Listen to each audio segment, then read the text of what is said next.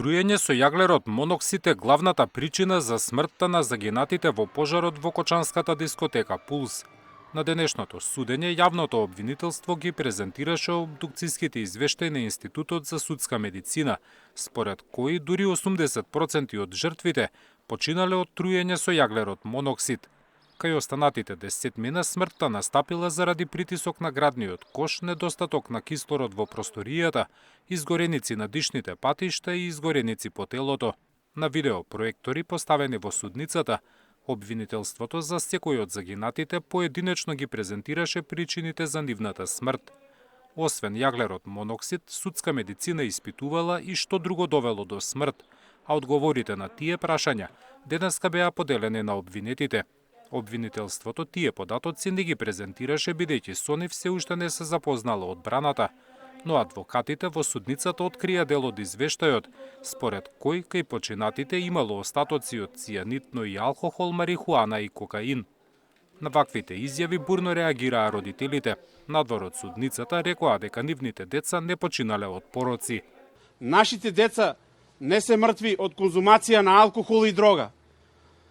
Причината за смрт, согласно досегашните наводи, се поврзани со изложеност на чад, токсични гасови, услови кои доведуваат до задушување и тешка интоксикација, а со употреба на алкохол или други субстанции, Бараме ваквите тврдења веднаш да бидат подкрепени со официјални токсиколошки анализи или да се повлечат, како и судот да реагира соодветно со цел да спречи изнесување на непроверени информации во текот на постапката. Обвинителството најави дека за причините како настапила смртта кај загинатите во Пулс ќе биде повикан и лекар од Институтот за судска медицина за детално да образложи кои околности довеле до труење. За одбраната спорен беше начинот на кој се изведуваат материјалните докази. Сметаат дека обвинителството ќе потроши 5 години да ги презентира сите тие докази. Во судницата беа презентирани и повредите кои преживеаните ги заработиле во пожарот.